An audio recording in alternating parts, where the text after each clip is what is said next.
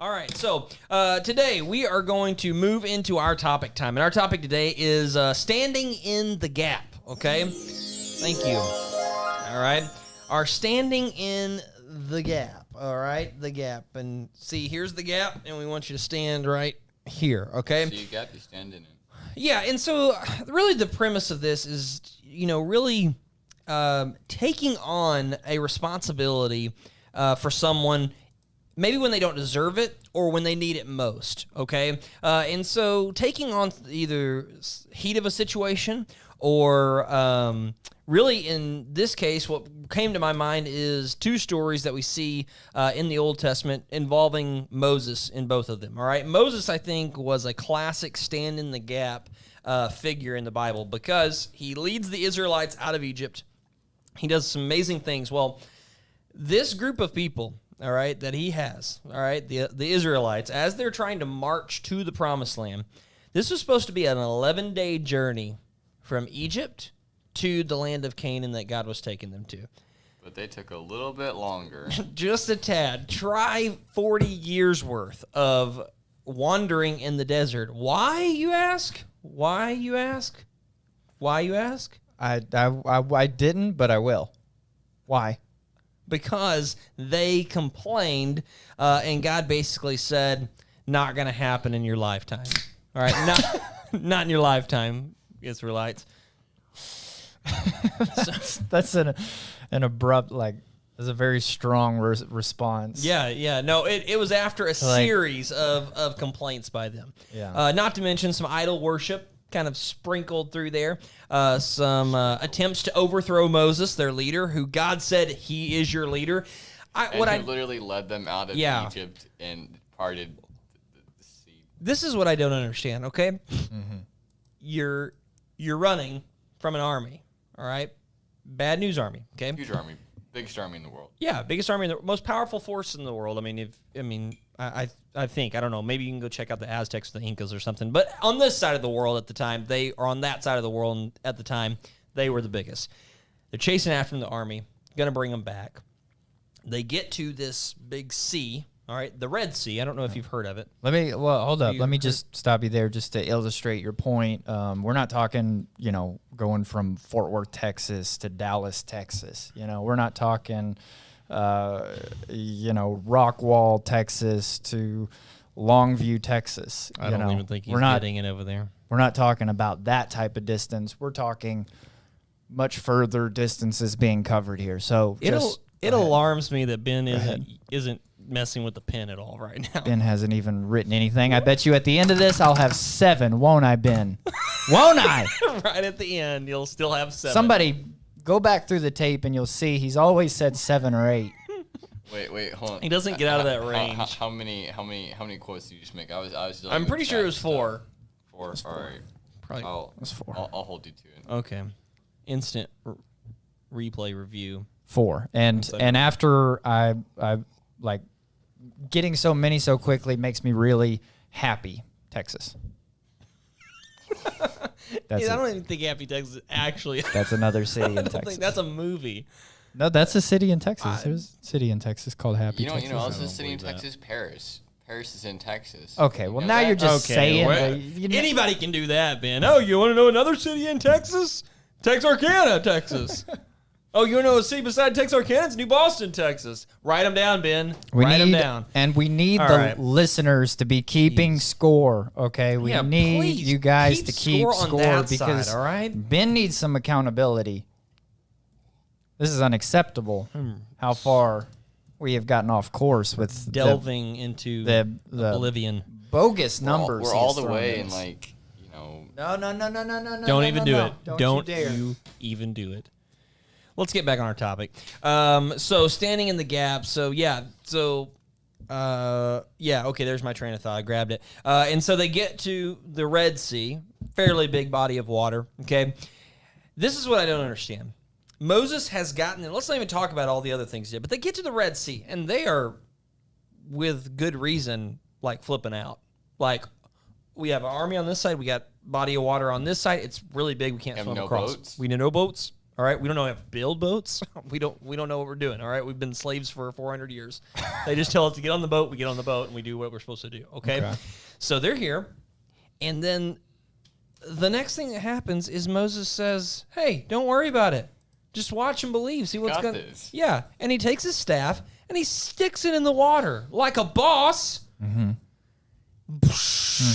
Splits. They walk over on dry ground, and then they have the audacity to say, You're not that great of a leader." And behind them, at the last moment, whenever all day had passed, and then the Egyptian army is coming in with their chariots, and into the water. After there's like a wall of fire, like protecting them, right? Yeah. Then all of them rush in behind them in the river, and then it all just crashes down, destroying like all of like the army of the Egyptians, and then probably what they heard right as the water comes crashing on them. And the Pharaoh too, I think. No, he wasn't in there. He wasn't in there. No, he didn't go with his army. Come on, I'm the king. True. I'm not riding with those peasants. They just thought, cool, just go get them. Cool party trick. Yeah, and they were like, yeah, well, that's neat. You going to see what I can do with this deck of cards? All right, I should be the leader. They're probably like, oh, no. Nothing? Okay. Yeah, okay. Oh, okay. I feel like it'd been funnier if it would if the third time she hit it went through. Like instead of on like the 6th or 7th. It's all right. All right. So we'll get it next time. So anyways, Moses, though, classic stand in the gap. So these same people, okay, who don't believe in his leadership, don't want to follow it, you have two big times that I've seen. Okay, so you have the issue with the 10 Commandments. He goes up to get them. While he's gone, the people lose their ever-loving mind and decide they want a new God, even though the other one's up there and they can see him. And they don't want to go up the mountain because they heard him. And so they want to make a new one. Yeah. Like you do. Not what they not what they expected. No. Yeah. You know what I mean? Yeah. Let's. They were like, oh, okay, well, oh. They're like that. Okay. Wait. Do it when I'm looking up here. Ready? Oh, okay. There you go. That's what all of them were doing at the bottom of the mountain. And so they have a great idea, and it's led by Moses' brother, okay? He says, take all your earrings off and all your golden jewelry, and we're going to throw it in this fire. I'm going to melt it down. And I'm going to make a calf out of it. That's what I'm going to do. All right? A whole calf. When you get one chance in this life to create, like, the new thing that people are following, the new fad. Yeah. Who picks a calf? You have all of the country's gold, right, at your disposal. Yeah, it's a lot of it, I would think. And you can craft whatever you want to. Do you think he I imagine there was some campaigning going on. Yeah, like he's like raise your hand for he's like, everybody's talking about this calf. And they're like, no, I haven't even thought about it. I don't know. Hearing things. Hearing a lot of things. Hearing a lot of things around camp. You definitely don't want to be the guy that doesn't vote for the calf. I'm just going to let you know. I wouldn't want to be in that position. I mean, you do what you want to do, but I'm just letting you know. You know, things get around the camp pretty quick. I mean, who wants a dove? Seriously? All right. And so I heard some guy say a wolf. Come on.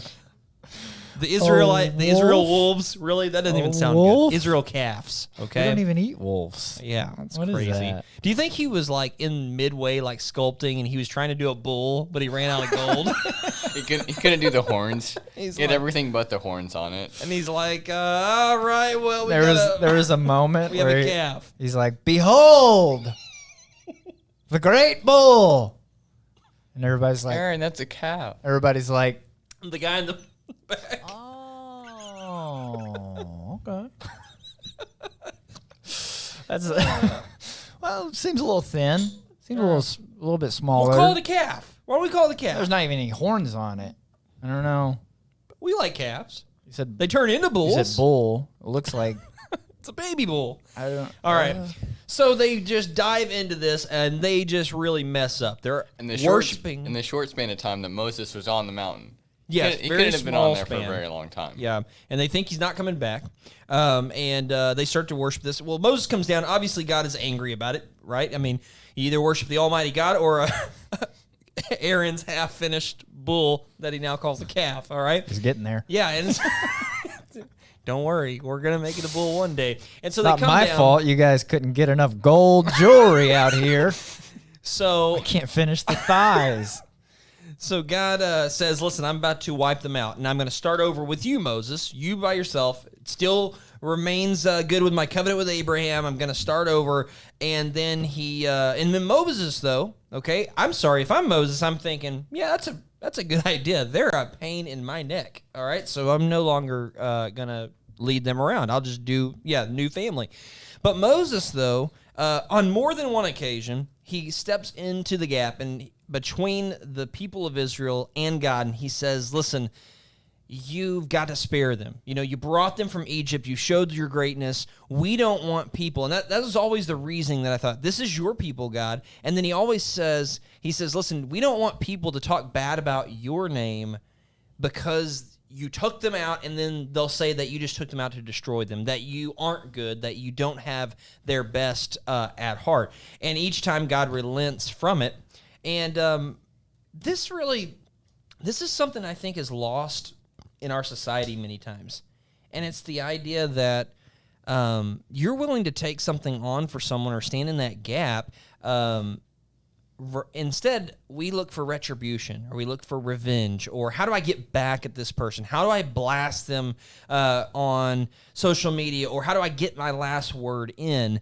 And Moses is very much not like that. I mean, he's not going to be happy when he goes back down the mountain finally, but he stands in the gap here instead of really just being extremely selfish, I guess, with it. And nobody would have blamed him. And history could have been rewritten in the biblical account of, and Moses agreed with God, and God wiped out these people, and Moses created, God's new line. So, I mean, what do you guys see, Ben, Jacob, in society? Do you see this is something that's extremely rare for people just in general to especially God's people? Yeah, I mean, just like stick their neck out for like exactly. Well, I think people. we see a lot of we get a lot of loud voices on social media these days, but I think it's become so normal for advocacy for anything. I mean, no matter what that person is standing in the gap for or advocating for, it always sort of takes a nasty turn.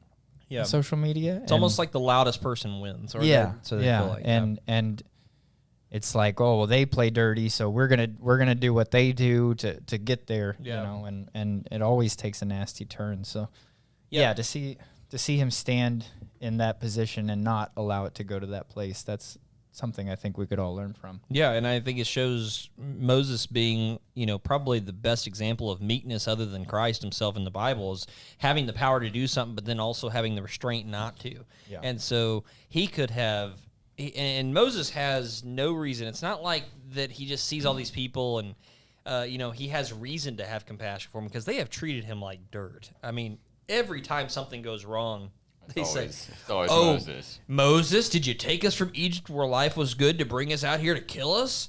And he's like, you were slaves for 400 years. I didn't take you from anything. And he's like, we're here trying to do this now. And every time they complain, and it's, let's kill Moses. Let's overthrow Moses. Then he goes looking for a rock and water. Yeah, he gets some water. But he goes to God on their behalf over and over. And he's the only one going to God as well. Yes, he is God's chosen vessel. That there's anyone else that's devout. It's also important to note that he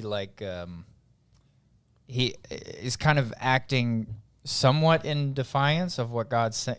Like he's saying, like, no, God, we shouldn't do that. Yeah, he's willing to so speak. You really have to have your ducks in a row if you're going to be like, yeah.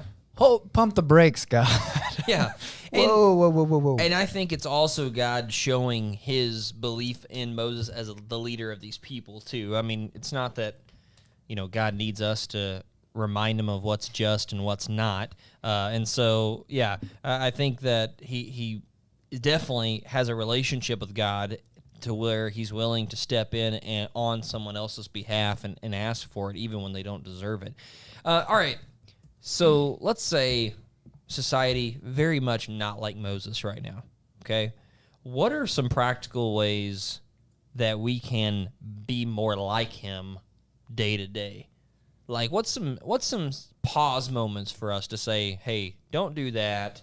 Let's pump the brakes or something along those lines to where we can have an outcome that's much more obviously with Moses it's much more focused on others rather than the self-centeredness. Well, I imagine that if like I said, he's in that gap and he's sort of having to push back against what God is asking him there. I mean, you're going to have a lot of confidence in what you're standing up for. Yeah. And so, I think we all go day to day, going to work or going to school, and we hear people say things, and we hear points of view all the time. And we never really know when when you should speak up or when you should step in that gap. But Yeah. a big part of that is being firm in your foundation and knowing, Yeah. Having confidence in what you know. Yeah. Yeah. Don't. Because if you don't, I mean, you might have someone else who also isn't firm in their foundation, but Right. you might have somebody who is firm in what they're saying that is in opposition to you, and they might come back with something, and then you not only have you in that situation, not only have you not made your point, but you've also done the opposite. You've weakened your position by speaking up and not having the confidence and the information and the knowledge to back it up. Yeah. Ben? I feel like in one way, like, kind of similar to what he was saying, like, when, like, say, like, you have, like, a different viewpoint than someone else, you think that, there's a lot of diversity or a lot of different opinions going around, Right. Right now about everything that's going on in the world. And one way, I guess, just not, necessarily, like, address to be like, this is wrong, this is stupid, but, like, trying to, like, understand, I guess, some of their perspectives, even though they may be wrong, and willing to just kind of concede a little bit in your own opinions. Kind of sticking your neck out there because of your own pride, like sticking your pride's neck out there in that way. Yeah. So it just doesn't get the better of you and you're willing to concede and understand more. Yeah, no, I think that's a good point. So he's having a firm foundation, understanding the other side's point of view. I mean, he knows where the Israelites come from. He knows the type of people they are. He's never disagreed with God on the fact that they complain a lot and things like that. I would say kind of the last piece of that, so have a firm foundation, make sure that, or you see from their perspective, also consider the fact that you don't know everything. And then I would say the last thing is to simply take a breath and relax for a moment. Make sure that you're calm in your response. Make sure that you have yourself together, because I think Moses is a fly off the handle kind of guy. I think in this moment, which he has shown before in his life. So this is something that he is, because if you guys remember, 40 years before he's taken them to this point, he killed a guy in Egypt because he sees him harming one of his kinsmen, and he runs over there and says, I'm gonna make this thing happen now. We're gonna take over the Egyptians now, and he kills the guy, covers him up in sand, and so it shows a very reactionary personality, and that he does something quick without thinking. What we've seen is his time in the wilderness, his time through all of those things, as God's trained him and taught him, hey, take a breath. Look at the situation. I think these are moments that God, when he does this, and he still has mistakes as well. Yeah. Throughout the book, you can see him. And he does that. You'll see him later. When he gets himself kicked out of the where he can't go into the promised land either, is when he disobeys God and bashes the rock with the stick rather than speaking to it as God told him. And so we see this is a constant struggle. But I think when Moses really shows the success in his leadership is those times where he does relax. He allows himself to assess the situation and to approach it in a manner that is better for others and not just what works for him in that moment. And I think that's important to remember as we're going forward and as we're thinking of standing in the gap, is that understand what you believe, know what they believe as well, but then also relax and calmly approach the situation. And I think a lot of times it will allow us to act much more meekly. We don't fire off social media post. We don't fire off the first word or the last word even, and we allow it to play itself out the way that it needs to. And even though people may not understand that, even in the time that you're being calm and cautious in your reply, I think that history itself shows you vindicated in that, because when there's a difference between just not making a reply and doing anything versus making sure it's one that's calculated. Yeah. All right. Yeah. If you, I guess on that note, it's important to understand that, any sort of advocacy, like I was saying before, apologetics or anything like that, these are practices, and you get them wrong a lot, and you hear a lot of loud voices advocating for things, and you see how they get them wrong, whether they went too hard on some point that ended up being like, a hollow stat that just fell through or something.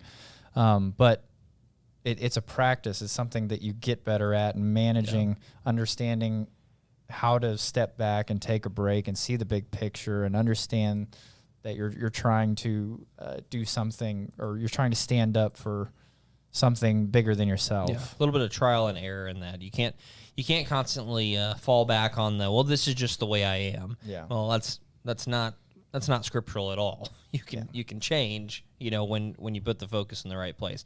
All right. Well, that does it for our topic today.